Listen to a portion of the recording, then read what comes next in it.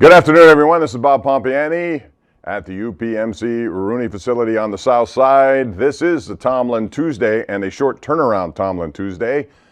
Thank you for joining us on Pittsburgh CW and all the Steeler media platforms. I'll be joined by Missy Matthews here after Mike Tomlin's press conference today as the Steelers chalk up another win. It's 4 in a row, which by wins puts them right behind Tennessee as the hottest team in the NFL. They win last night, dramatic fashion, 29-27. It featured a comeback, fourth quarter comeback for Ben Roethlisberger. That's number 50, and it ties him with Tom Brady on that list as 4 behind Peyton Manning for all-time most fourth quarter comeback drives. So we'll see what happens next week. It's the Detroit Lions, but last night there were some very interesting numbers in this game. I mean, the Steelers with that fourth quarter drive, there was a lot of time left after Chicago took the lead, and Ben Roethlisberger moved into position so that Chris Boswell can hit his third field goal of this game, 2 in the 50s, 54 and 52, and then the game winner of 42 yards. He also recovered a fumble, which is the first Steeler kicker to do that in like 20 years. It was that bizarre of a game last night. Saw a great performance by T.J. Watt once again. That's become almost a weekly occurrence with 3 quarterback sacks. He also had 3 quarterback hits, 3 tackles for losses, and of course a Watt swat on top of that. He was dynamic, as was Cam Heyward, who made an interception all in one motion there as he batted the ball right to himself, and he came away with a big play of that game. But still, even in win, and it's number 150 for Mike Tomlin in his career, he moves ahead of Bill Cowher, who just today put out a tweet congratulating him. There are still things to be concerned about, and I'm sure Mike Tomlin will cover some of those concerns. This, just like we saw in Cincinnati and Denver games, a lot of yards given up late in the game to make what was a comfortable win become a much tighter situation.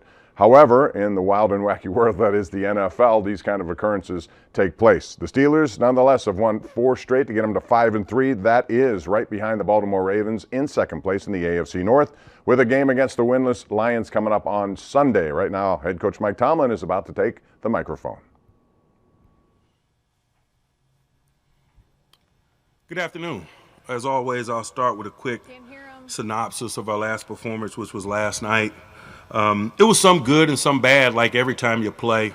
It's good to learn lessons and do those things with the win, and we were fortunate to win last night. I thought some really positive things from the game, first and foremost, was our red zone execution on both sides of the ball in the first half. I thought that really kind of put us in position. That was significant. I thought our ability to score when we're in the red zone on offense, our ability to get off the field on the short field on defense really aided us in securing victory. It's something that we put a lot of time and energy into, whether it's man hours or whether it's strategy from a coaching perspective, and that's a trend that needs to continue for us. I just think that's a signature of good football teams. Their offensive units is capable of putting in touchdowns when they're on the short field. Defense is capable of stopping and making teams settle for 3.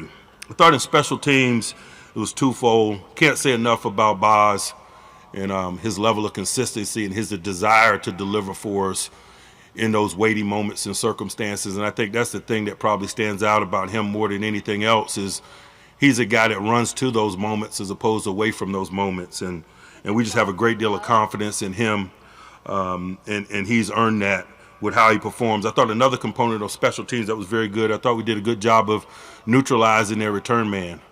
Dangerous guy in the punt return game, in the kick return game. I thought our coverage men did a really solid job. Lastly, man, I think anytime you're able to come back and secure a game in the closing moments and smile in the face of adversity and do the things that you have to do to get out of stadiums, it's a good thing. We had done that a couple of times this season defensively. It was good to be able to do that offensively, to need production from that group and that group take the field and deliver in the form of a 2-minute drive that allowed Boz to go out there and kick the game winner. Exciting stuff. Hopefully we can grow from that and continue to push forward through this journey. Some things that captured our attention that needs to be improved or we took a step back. I thought just in terms of controlling the line of scrimmage on offense, I thought we didn't do that. That was a step back relative to recent weeks. But you got to give the Bears credit, and guys like Hicks and Goldman and Smith, the linebacker, really played well. I thought they were disruptive. I thought they won one-on-one battles. I thought they wreaked havoc. And we still very much have young guys working in that space, and so I'm not shocked sometimes when I look at tape and I see incremental steps backwards as we move forward. But largely, I think the trajectory of our group has been one that's positive, but we're not being realistic or true to ourselves if we didn't acknowledge that was a step back last night. And so the most important thing is, how do we utilize it as a catalyst for growth, individually and collectively, man. We got to watch the tape. We're going to learn from it. And then we got to plot a course to minimize the possibility of that happening moving forward. And so we got a lot of work to do in that area on the short week. Excited about doing it. I thought the major bugaboo on defense, I didn't think like we adjusted well enough to some of their run game, the design quarterback runs and the Wildcats.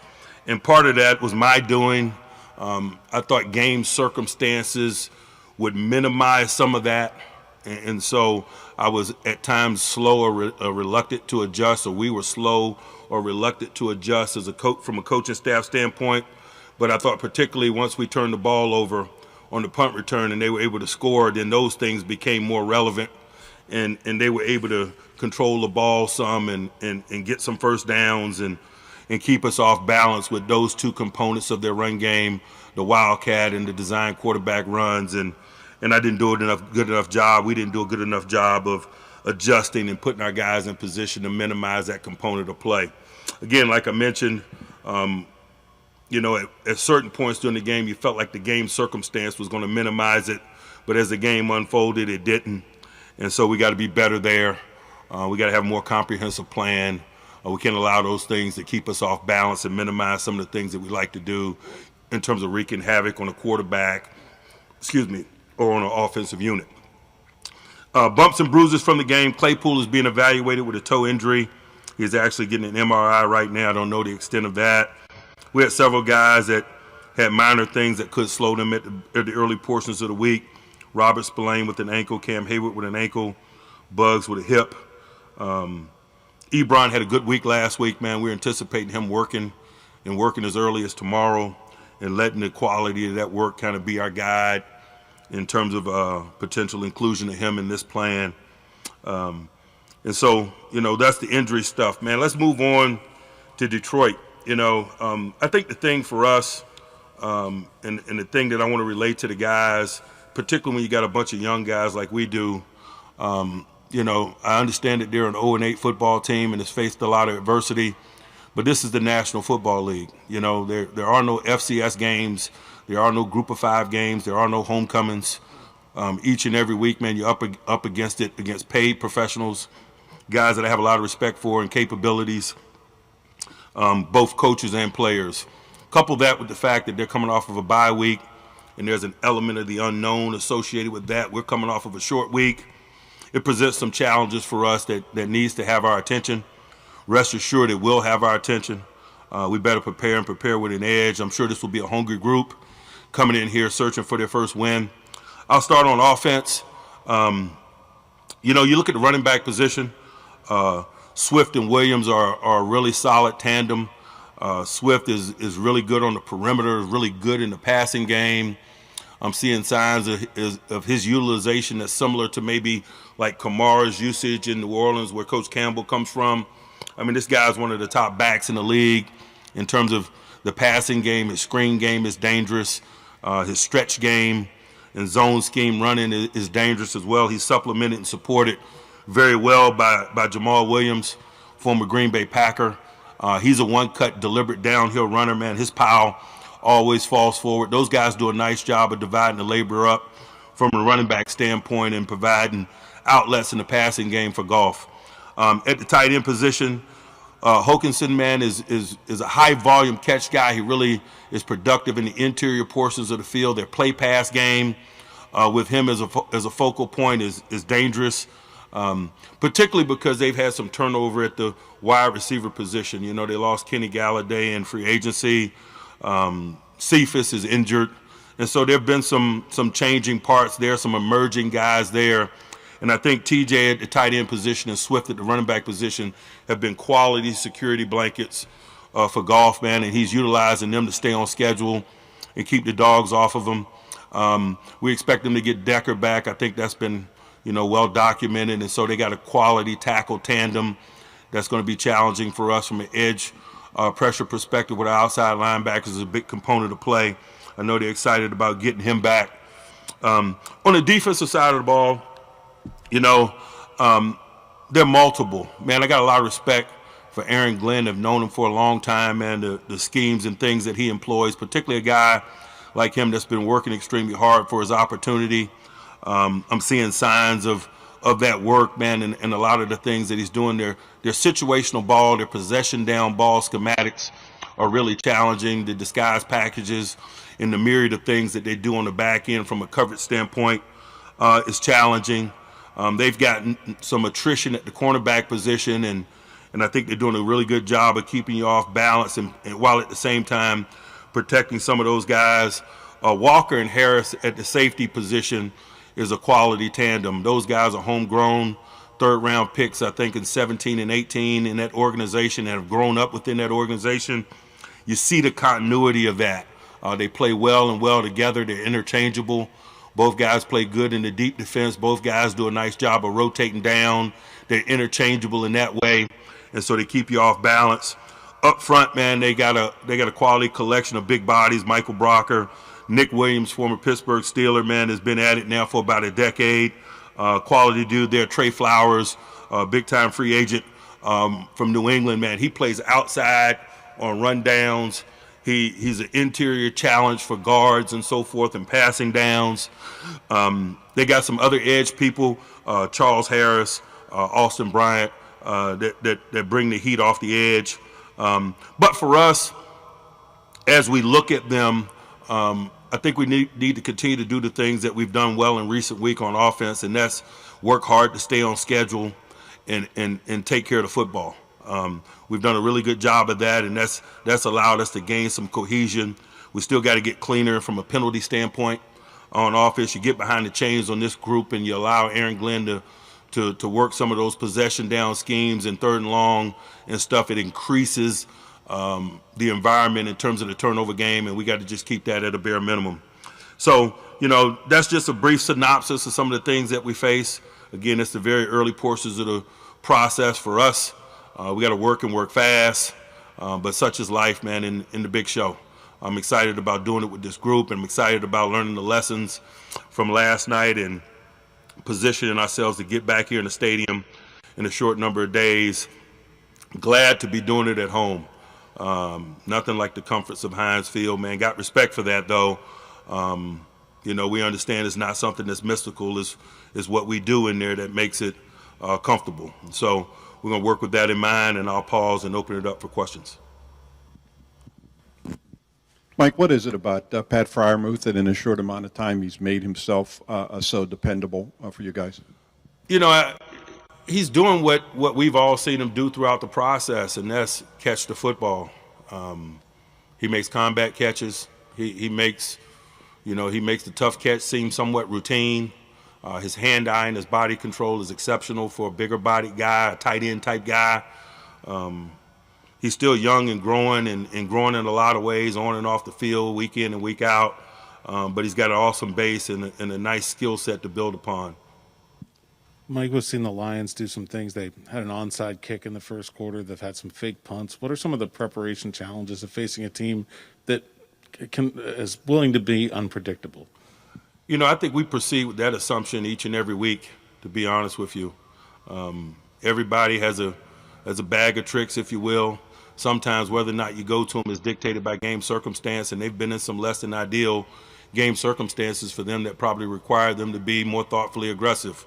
But from a preparation standpoint, week in and week out, we proceed with the assumption that our opponents are capable of the things that you mentioned. Mike, last night, TJ was mentioning that the tackles were getting just a little bit of a head start, and some of those weren't called. Did you notice that, and what's your advice to TJ with dealing with something like that? Don't seek comfort would be my advice to him, man. Control what he can control. He plays left outside linebacker for us and plays it at extreme high level. And that would be my suggestion to him. There are things that transpire in games from time to time that are troublesome, but that's just life. and particularly at this level, I don't worry too much about it. Mike, you mentioned some of the challenges the line had last night. Where's the line between understanding you've got young guys in new positions versus, hey, we got to get stuff done, and you have guys available like Zach, who was inactive last night, and maybe a change might be necessary? We proceed with that assumption every week, man. We're going to put our best group on the field every week that we believe gives us the best chance of winning that particular game. And so the guys that we had on the field last night were reflective of that. We'll see what this week holds. Zach will be included in that mix this week, just like some others. And at the end of the week, we'll decide who gives us the best chance, and that's who we'll go with. Mike, last night you mentioned that some of the adversity you guys went through was self-made. How does learning through that self-made adversity really help you in the larger scheme of things? Hopefully, man, if they're good and we're good collectively, we're not making the same mistakes twice. I often say that good coaching is eliminating problems before they happen. Adequate coaching is eliminating problems quickly after they show themselves. And so that's the frame of mind in which we work from a coaching perspective. That's a frame of mind that we instill with our players. And so, it's reasonable to expect as you go through this journey, you experience some of the negativity associated with going through this journey, that you overcome it first and foremost, and then secondly, that you learn from it in an effort to minimize it moving forward. And that's the agenda. Mike, last night, tonight, or this morning, you mentioned a couple times Hicks and some of the things that Chicago did up front to disrupt your run game. Does Detroit have anybody personnel-wise that's similar to Hicks, and they try to do anything scheme-wise similar to what Chicago does? Absolutely, man. Brockers, man, is a big guy, has done it at a high level in this league for a long time. Nick Williams is a big man that we drafted about a decade ago, man. He's bounced around this league. I think he's a captain for these guys, or has been a captain for these guys. His specialty has always been butt-kicking, run-stopping defense. And so we're going to have some challenges in that way. But that's what I mean when I said that there are no FCS games. There are no Group of 5 games, man. Every group you play week in and week out's got some goons like that, and you got to contend with them. Mike, Anthony McFarland was inactive last night. How do you determine which group of running backs to dress? Did he have a setback in his recovery from that earlier injury? He did not. We just chose to play the guys based on plan that we thought gave us the best chance of winning and fit what we were trying to do last night. So he'll be included in the potential formula this week, and we'll see where that road leads us in terms of how we divide the running back labor up this week. Mike, when it comes to the offensive line, you talked about, taking some steps back. How did you evaluate Kendrick Green, especially in some of those 3rd and short and 4th and shorts? Looked like he wasn't able to get any leverage, was getting pushed backward. How do you fix that, or how do you address that? Get back to work. You win some, you lose some, you learn from those that you lose. Hopefully you learn from those that you win as well. But we roll the ball back out and we'll go back to work. Guys like him, man, that's working on a small body of professional work, man, I just think they grow, and they grow exponentially each time they step in and out of stadiums. Yeah, Mike, are you a proponent of the new taunting rule that's being emphasized, and have you had an opportunity to kind of reinforce it with your players? I am, and I have. We're just trying to clean our game up. We embrace the responsibility that comes with being the role models that we are. This game being played at the highest level, we understand that people that play at a lower level watch us and often mimic the things that we do and how we conduct ourselves. And just largely as a league, competition committee specifically, there was a desire to improve in that area.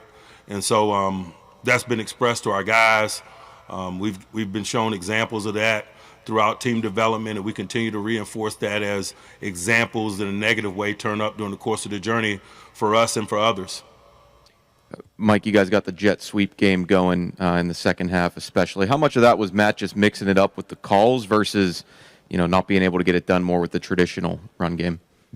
It's a component of what we do. It works hand in hand. Oftentimes when it's tough sledding on the interior, it's quality opportunities on the perimeter, like I mentioned with Goldman and Hicks and others inside, man, doing what it is that they do. It provided an opportunity for us to get some things on the perimeter. That's life. But again, that's just how we function. That's a function of what it is that we do week in and week out. Anyone else?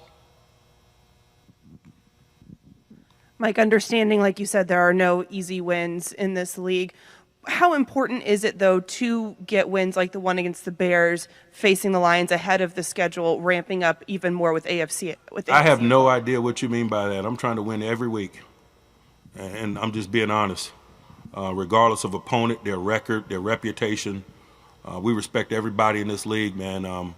This is the National Football League, but that does not change my or our intentions. You guys have done a pretty good job against some tight ends that you've identified as primary pass catchers, like Fant, for instance, Waller, for instance. Is Hawkinson somewhere in that range? And last night against the Bears, was that a byproduct of trying to take away other aspects of their offense, some of the tight end catches? Yeah, he is in that conversation, not only in terms of his talents and his pedigree, but also his utilization within their scheme. He's a big component of what it is that they do, and so we got to work to minimize that. And again, like I talked about last night, and even preceding last night, quarterback mobility stresses you defensively. It puts you in some positions where you got to make some decisions about who and what it is you want to minimize, and that's just the challenge of facing teams with athletic quarterbacks that are not only capable of creating when things break down, but also outfits that have some schematics that highlight that. And we faced that last night, and it made it challenging in several areas when you face a group like that. Mike, you mentioned the defense's ability to had closed out some games earlier this season. They also, though, came in games where you had sizable leads. You had Denver, Seattle last night. What needs to happen in the second half to kind of not make it come down to that last minute? Specifically last night, we don't turn the ball over on special teams and give them 7 points. I doubt we're in those circumstances. Mike, speaking on the mobile quarterback issue, I asked you about Arthur Maulet's performance last night. Is maybe Cam Sutton going into the slot for more, maybe not permanent, but more, I guess, a higher frequency part of what you guys can do moving forward? Because you face other mobile quarterbacks, especially Lamar Jackson coming up, and that might I don't know how that relates to quarterback mobility.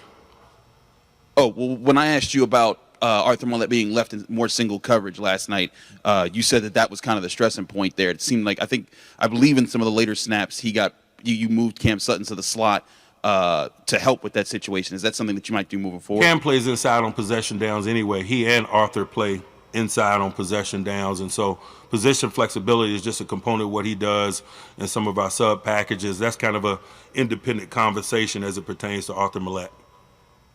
Mike, are you going to stick with Ray as your returner? Yes. How would you evaluate Presley's performance to this point? Did you expect there might be some growing pains with him like this? Man, largely I've been pleased with his performance, and I say that because initially your knee-jerk reaction is to think about his performance as a punter, but he's also a holder. And this guy's been in some really big moments for a young guy from a holding perspective on some 50-plus yard kicks and game winners and so forth. And our operation there has been flawless. Boz has a great deal of confidence in the snap, hold, and kick component of what it is that we do, and he's to be acknowledged for that. In terms of punting, man, he needs to be a little bit more consistent. He doesn't have an opportunity to warm up to it from time to time. And so that's just a lesson that needs to be learned, and we're doing some things from a practice standpoint to aid him in that. But largely, I've just been pleased with the overall trajectory of his play and in the direction it's headed. Anyone else? All right. Thanks, guys.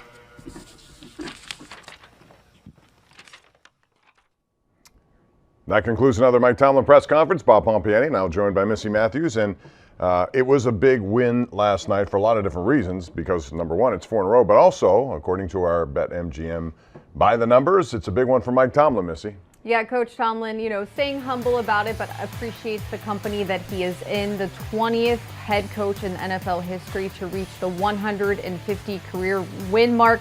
He also passed Bill Cowher for the second most wins by a Steelers head coach. And we were just looking, Coach Cowher tweeted, his congratulations to him and saying, you're on your way to catching up with Chuck Knowles. So it was an important win, as you said, for many reasons. And, working on a short week, the next one is going to be just as important. Yeah, specifically, Coach Cowher, the Hall of Famer, said, kudos, Coach. Well done. So proud of you, my friend. Don't stop. Chuck can hear you coming.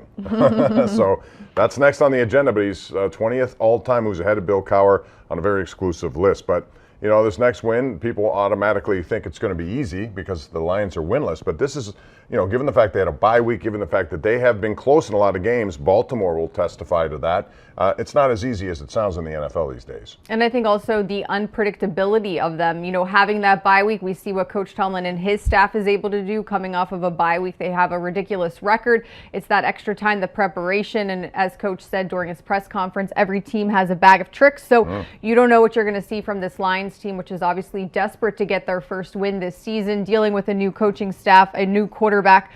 There is a lot at play, but as Coach said, the comforts of Heinz Field definitely helps, I think, for the Steelers knowing what the road is like following this game. But it will be a very important win for the Steelers in terms of the AFC, which was just bonkers this weekend. And there's a note today coming out of Adam Schefter that Nick Chubb and others have tested positive. They got a big game coming up, Missy, against New England, at New England. Both those teams 5-4. So it's dramatic in the NFL, this week-to-week stuff, man.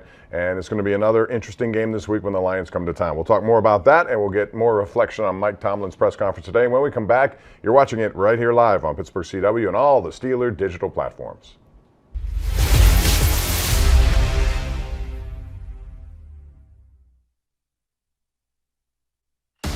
The Steelers Pro Shop at Heinz Field has everything you need to show off your Steelers pride. Experience a shopping environment unlike any other. From custom jerseys to terrible towels, sideline gear, and more. There's something black and gold for every fan.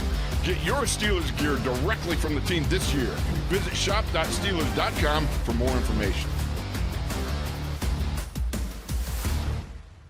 How much you enjoy it. Tonight was your 50th comeback or 50th game-winning drive. How much satisfaction do you take in that? That's pretty cool. I didn't know. I'll take a win any way we can get it. Hate the stress of the fourth quarter comeback, but we'll take it. Ben, what can you say about your confidence in Pat Freiermuth pulling in some big catches tonight? Pretty confident. He's still a rookie, though. And the one thing Tomlin mentioned was the offense finally won the game. Does that make you feel a little bit better that you guys were a big part of here at the end and were able to come back? Yeah, I mean, I still feel like we were the reason that we put ourselves in a situation not to, or to have to do that, you know? So look at it how you want, I guess. Ben, what was the shoulder issue that you were dealing with that popped up on the injury report, and how much did you feel like it affected you tonight? You'll have to ask Coach Tomlin about injuries. I'm sorry. He asked us not to speak about them. Ben, Mike was in here earlier talking about the back and forth nature of the NFL, and you have to stay in it no matter what, come back and make the required plays. Do you think your team appreciates that or understands that, or does a night like tonight maybe drive the point home?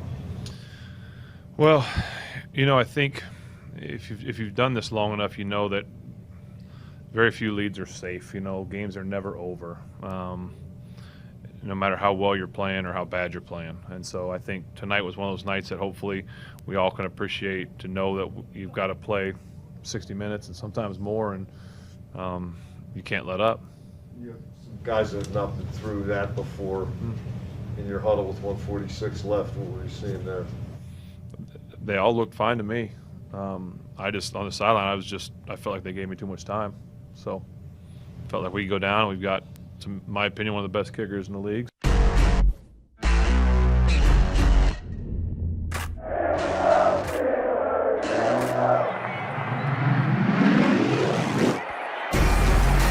terrible towel is twirling, and this atmosphere is very special. It always is for a Steelers game at Heinz Field.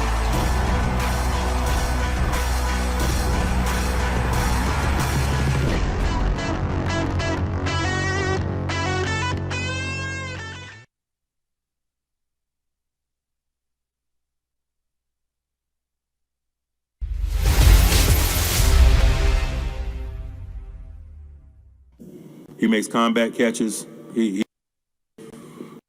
tough catch seems somewhat routine. His hand-eye and his body control is exceptional for a bigger-bodied guy, a tight end type guy. He's still young and growing in a lot of on and off the field, week in and week out. But he's got an awesome base and a nice skill set to build upon.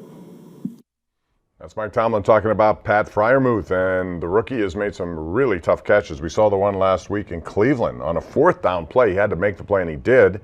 And then last night, 2 more. You very seldom see Steeler tight ends get 2 touchdown receptions in the same game, but he did.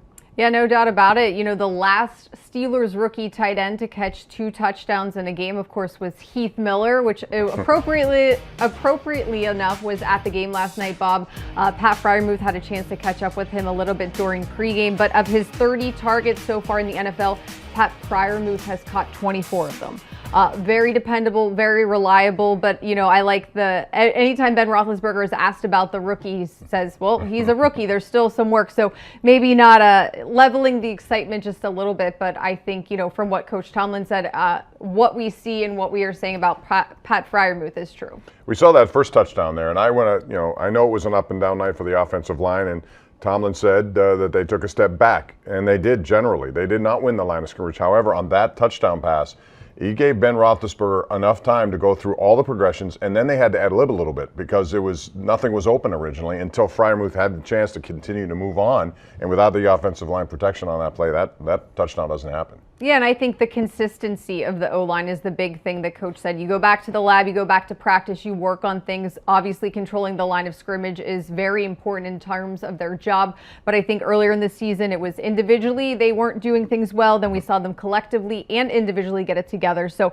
maybe a step back, but hopefully they can, you know, rely on the good things that they have done, especially through this 4-game winning streak, and carry that on as, you know, there's still very much a large number of games left in this season. Still 9 when you think about it. So getting to the halfway point, but also these tight ends. Eric Ebron's been out with injury, so we saw last week Zach Gentry made a nice 24-yard reception. He's getting better in the blocking game, and even last night, Pine Richard's Kevin Rader made his debut and got a pass catch. That was a weird sequence, by the way. One catch went to Derek Watt, and then another one went to him. But it was good to see him rewarded for his hard work because he has just gone through the developmental stage here, and he's progressed nicely. Absolutely. And, you know, Coach Tomlin did say in terms of Eric Ebron, he is going to hopefully be working tomorrow, had a good week last week. So who knows how that will shake out as we get ready for the Lions game. But Kevin Rader, who you mentioned, he did revert back to the practice squad today. So one of those new COVID rules that kind of works out where they could use him on the 53 and then put him right back on the practice squad. Just keep on working down there. That's all you got to keep doing, and you never know what can happen here. When we come back, we'll talk about the Steeler offensive line. And as Mike Tomlin said, it was not their best effort generally, although it is a young offensive line. And you wonder about Zach Banner. We'll tackle that when we come back. You're watching the Mike Tomlin press conference right here on Pittsburgh CW and all the Steeler media platforms.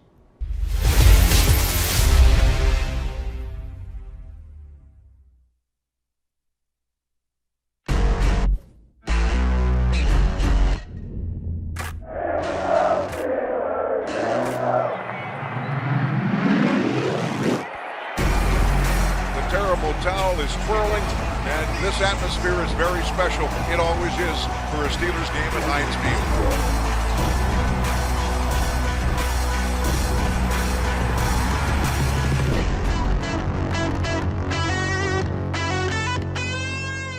Field. Week was there?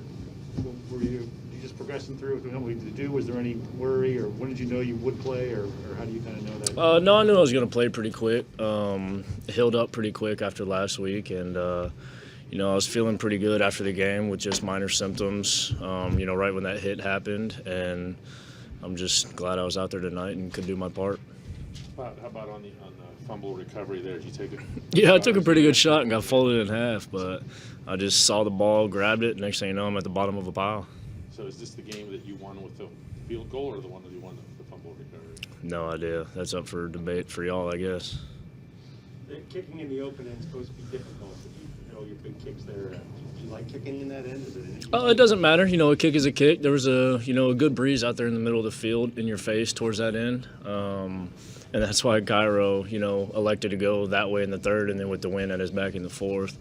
But, I mean, a kick is a kick. There's going to be wind in every stadium we play, unless it's indoors, obviously. And you just got to adjust, and you just got to make a kick. No one really cares about wind at that point. Can you kind of talk about your mindset going into a kick that might be a game-winning kick? How is it different, or is it just, you think of it as another kick that you just have to put through the upper? Yeah, I just think of it as another kick. Kind of every kick is make or break for me, and I've been down that road before and came back on top of that one, and so no matter if it's the PAT from tonight or a field goal, I have to make the kick, and I just approach it as that. Every kick could be a game-winning kick. You never know at the end of the game. How big of a moment is that for Presley? I mean, maybe that people don't see from the outside. No, and he's maturing a lot. We're all going to mess up. We're all human. None of us are perfect. We're going to have some mishits here and there, and we had a couple tonight. The Steelers Pro Shop at Heinz Field has everything you need to show off your Steelers pride. Experience a shopping environment unlike any other. From custom jerseys to terrible towels, sideline gear, and more. There's something black and gold for every fan. Get your Steelers gear directly from the team this year. Visit shop.steelers.com for more information.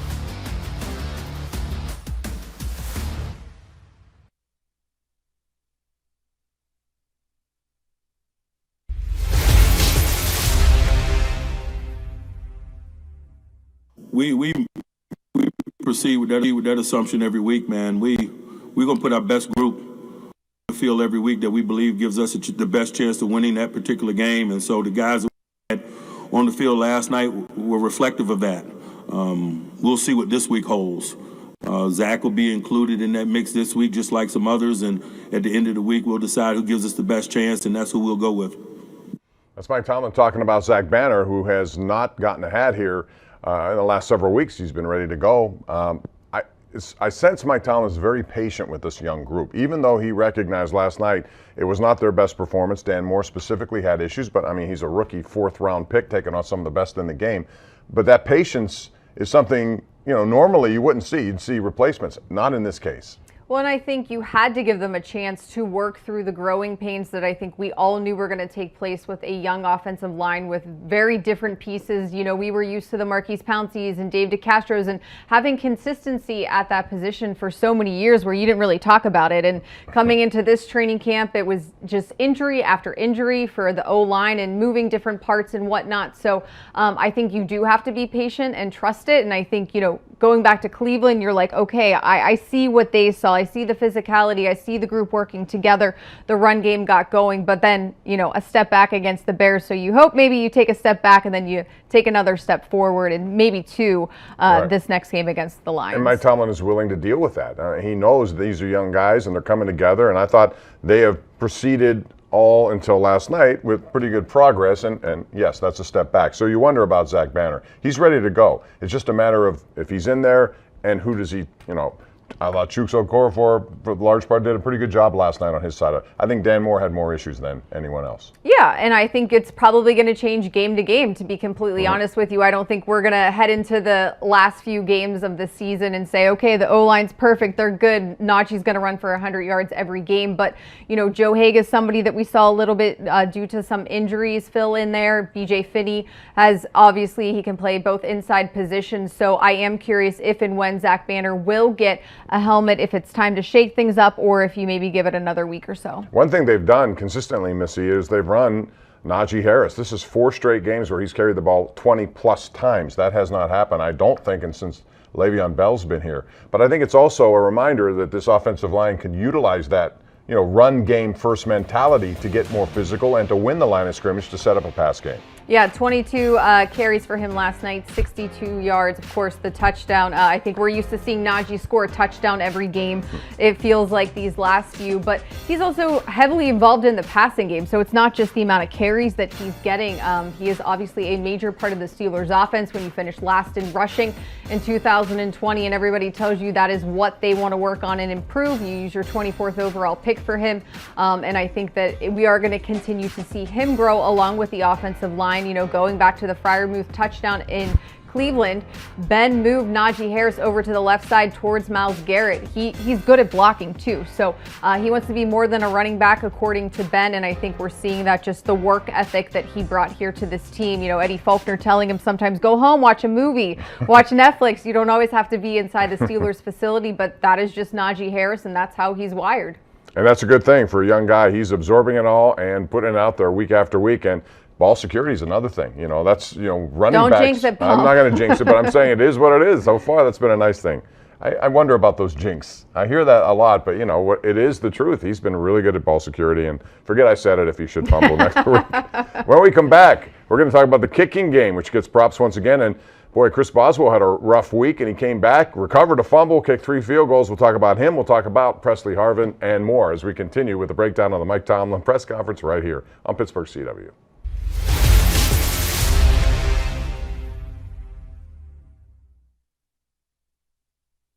The Steelers Pro Shop at Heinz Field is everything you need to show off your Steelers pride. Experience a shopping environment unlike any other. From custom jerseys to terrible towels, sideline gear, and more. There's something black and gold for every fan. Get your Steelers gear directly from the team this year. Visit shop.steelers.com for more information. Touchdown's been there all along, and they're just noticing you now. Yeah, just getting my opportunities and making the most of it, and yeah, about it. I know a lot happened in the second half, particularly late in the second half, but early in the game, the exchange where you guys managed to score in your first, I think it was 3 red zone opportunities, and you kept them out for field goals early on. How much does that weigh in, what you did early to help you out late? Yeah, it's huge. I mean, obviously, whenever you go in the red zone, you want to score. That's the goal, and every time that we score and that we hold them in field goals, it's benefit in our favor. So, that was big, and, we played very complimentary football today. What was the feeling in the huddle when you get the ball back there with 5 minutes before you left? Oh, I mean, I wasn't nervous at all. Ben's been doing this for a long time, and, we were all confident in each other, and I was thinking in my mind when they scored, it's too much time. So, it was awesome. What can you learn about yourself as a team after a close win like this? Yeah, we're relentless. We can play, we can feed off each other. I think today was a great job, playing, at 3 phases as a team together. I think, today was the first kind of game that we did that. So, it was awesome. Now, can you walk through that second touchdown? You had the fade from a tight alignment. You kind of contort your body, catch it over the corner. What kind of was the design there? Yeah, it was out up, and actually, we repped that a decent amount in practice, and I don't think we completed it once. It's awesome that, we were able to execute in that moment, and, it was good. Did Heath Miller tell you had to go out and catch 2 touchdowns tonight? Yeah, that was the first time I actually met Heath in person, and it was awesome to meet him. He's a great guy, and, obviously following his footsteps, I got a lot of stuff to continue to do, and, he's a great guy, and obviously I'm going to use him as a resource, and it was great to finally meet him.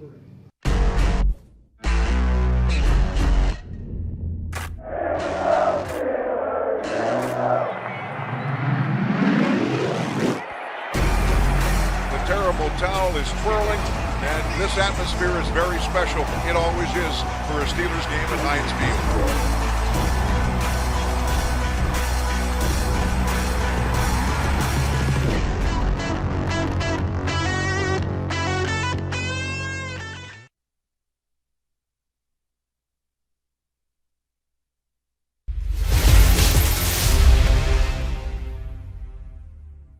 And largely, I've been pleased with his performance, and I say that because initially your knee-jerk reaction about his performance as a punter, but he's also a holder, and this guy's been in some really big moments for a young guy from a holding perspective on some 50-plus yard kicks and game winners and so forth, and our operation there has been by a great deal of confidence in the snap hold and component of what it is that we do, and he's to be acknowledged for that. In terms of punting, man, he needs to be a little bit more consistent. He doesn't have an opportunity to warm up to it from time to time, and so that's just a lesson that needs to be learned, and we're doing some things from a practice standpoint to aid him in that, but largely I've just been pleased with the overall trajectory of his play and in the direction it's headed. Bob Pompiani, Missy Matthews back with you. I thought that was a good point by Mike Tomlin. We often focus on just the punting aspect, but he is a holder. He's new in that, and those are pressure situations. Also, kudos to Christian Kuntz for being the snapper. That's not easy either, and you don't notice him until something goes wrong. So far, that's not happened. And all those holds are significant, even though he has been inconsistent in the punt game. Yeah, we expect what Chris Boswell is able to do. The amount of 50-plus yard field goals we have seen him make, it almost seems like it's automatic at this point.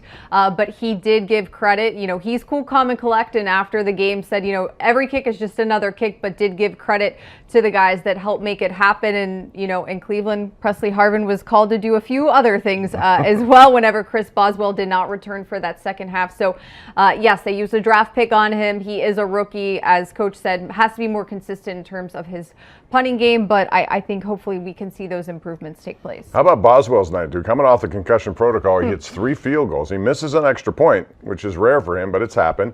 But recovering a fumble, and that fumble went right to him. And I can only imagine what he was thinking. Uh-oh, here they come. They're going to hit me. I have the ball. But he held on to it. It was funny on the sideline after that, him and Cam Heyward were discussing, and, he said, you caught an interception, I recovered a fumble. Like, what is happening in this world that this is the football game that is taking place? But all of those things were huge, and they were things that needed to happen. Obviously, this was a very close one, not what you wanted, especially when the Steelers had a 14-0 lead. But all of those little things that happen, whether it's good or bad, always determine the outcome of a game. The Steelers, if you want to look at it, are a 66-yard made field goal by Justin Tucker away from leading this division. They're also a 65-yard missed field goal from dropping a game. That's how tight these things are, and I referenced that last night, Cairo Santos. Now, I'm just curious your thoughts on this because I was surprised they tried that. 65-yard field goals at Heinz Field are not something you would expect to make, but a Hail Mary also is one of those percentage plays that you probably won't get. So were you surprised they tried it? I thought they'd do a Hail Mary. Fields has got the arm to do it. I was going to say, we saw what Fields was able to do, especially as he got more comfortable in, getting the ball down the field. I felt that was their best chance. He's not Justin Tucker, so why would you kick it? But, I think a do or die situation, got to make it quickly, and that's what they wanted to go with. And he's a good kicker, too. He had like 38 or 39 in a row. So, but that to expect 65 yards, especially at Heinz Field, is something that, to me, is kind of unrealistic. But they tried it.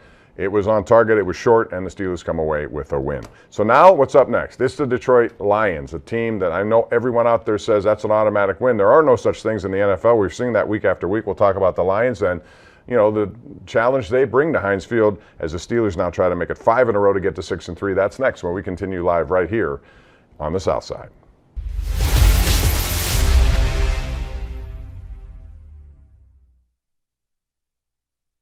The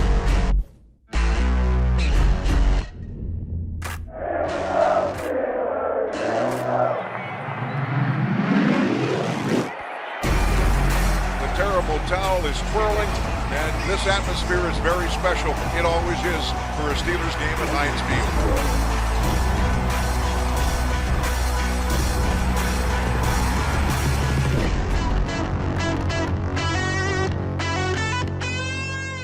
Did you know you had the ball? I don't even know. When he wrapped me up.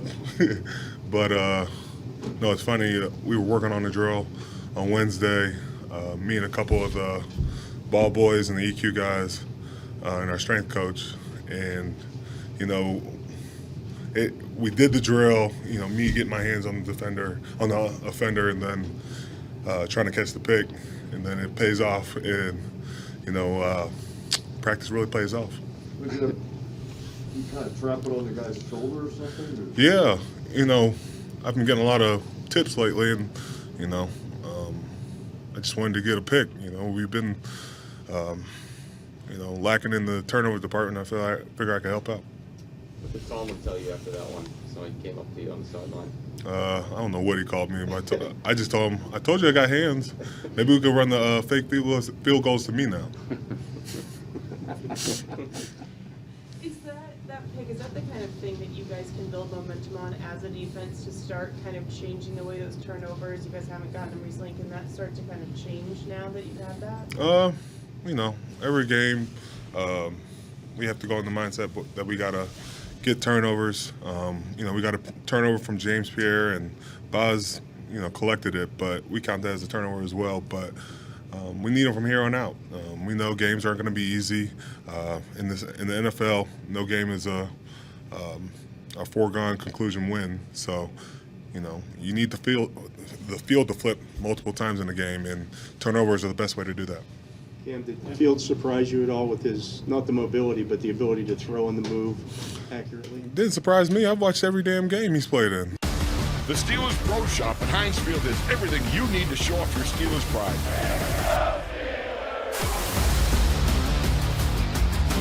Experience a shopping environment unlike any other. From custom jerseys to terrible towels, sideline gear, and more. There's something black and gold for every fan. Get your Steelers gear directly from the team this year. Visit shop.steelers.com for more information.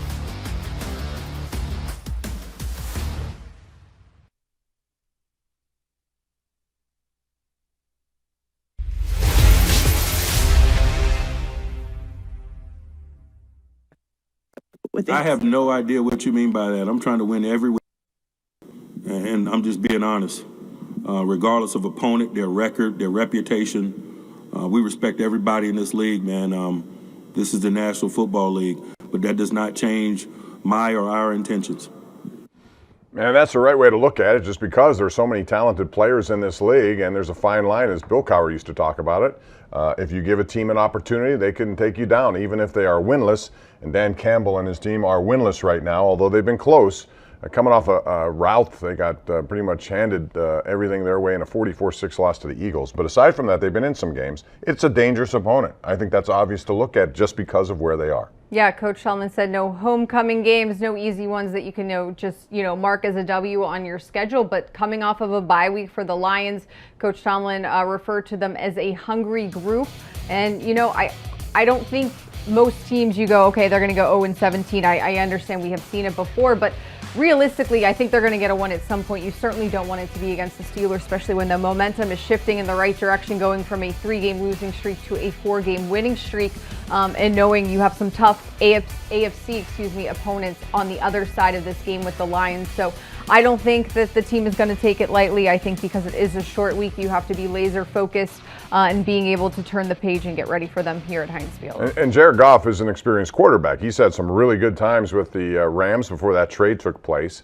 They were in a Super Bowl, for goodness sakes. He started slowly, got a lot of momentum, and then it fell apart for whatever reason there. He's now here, and they have some weapons. The Steelers have had issues with big-time tight ends, and Hawkinson's a big-time tight end. And in the middle of the field, that's something they have to watch about in this game specifically. Yeah, and I think going back to the win last night against the Bears, the chunk plays were something that were really killing the defense. Coach Tomlin referred to it as the bugaboo was adjusting also to their run game, knowing that Justin Fields was going to be able to use his legs more of the design quarterback runs, but also we saw some wildcat. And I think, you saw it slowly turn in the Bears' favor in the second half as Fields got more and more comfortable. I thought that throw right there was one of his best throws. He had to roll to his left and throw it down to a tight window to Cole Kmet, who was one of his big receivers. And again, This is a trend the Steelers have dealt with over the years, not being able to contend with some of these big-time tight ends. And that's why, we're watching some of the throws here. That's why I would have went for the Hail Mary, just thinking you would have a better shot at getting points or maybe getting a flag to go in your favor. So, that's interesting about flags and Hail Marys. You very seldom see it. Yet, True. I think people know you can get away with whatever you have to down there, Seriously, when was the last time we saw a flag on a Hail Mary? I think the officials just get out of the way and say, okay, go get it. Yeah. However you have to get it, it's a jump ball. Yeah, go for it. Yeah, so they also have a pretty good run game. Swift is a guy who, if you give him an opportunity, the Steeler run game defense has been good to start games, but as the game has worn on, I saw, last night too, you had a situation where the Wildcat kind of surprised them, and Mike Tomlin took ownership of that. But this guy can get it done if you give him an opportunity. Absolutely, and I think, we saw them take a step forward in Cleveland, especially, with what their run game was. They were ranked first in the league heading into that game, but, Isaiah Buggs is now dealing with a hip injury. They have already, lost Tyson Alualu for the season. Stephon Tuitt's still not able to return to the team and be an active participant. So, it is the Cam Heyward show, but I also think, how long can that continue? Cam is going to need, just like, TJ Watt needs a breather sometimes. So I do think that it is important that they stay healthy at that position and improve just a little bit more with each game. It's amazing, Cam Heyward, this late in his career, he's had his best football in years, 9, 10, 11. It's incredible what he's been able to do. And TJ Watt is on, you would think a path that would lead him to Defensive Player of the Year. That's been that good. Those two guys are elite for the Steelers, and they need to be this week against the Lions. We'll take a break and wrap it up. Mike Tomlin press conference continues right here at the UPMC Rooney Complex on the South Side. We'll be right back.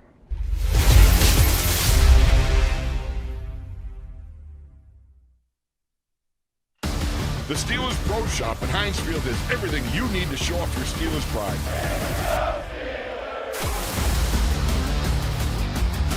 Experience a shopping environment unlike any other.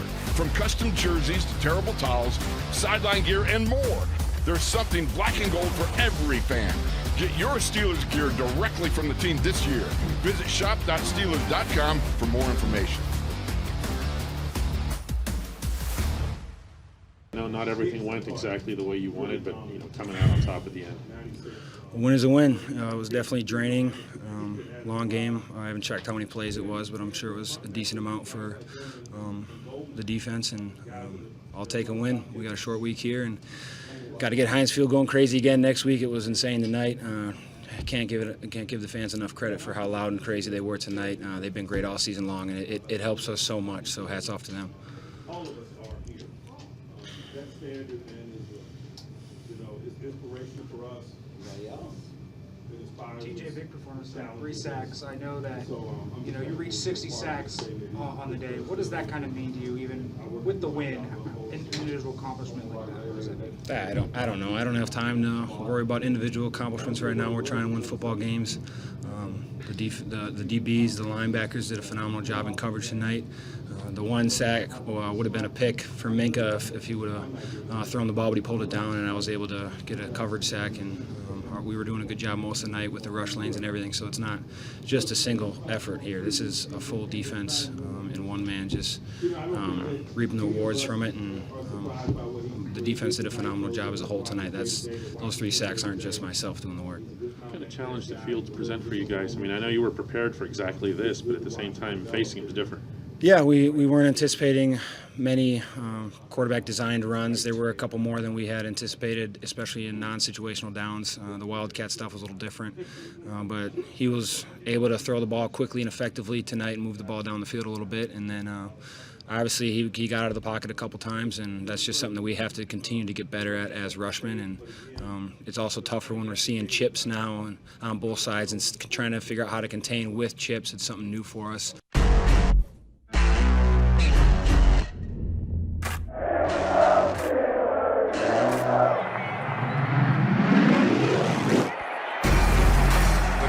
Towel is twirling, and this atmosphere is very special. It always is for a Steelers game at Heinz Field.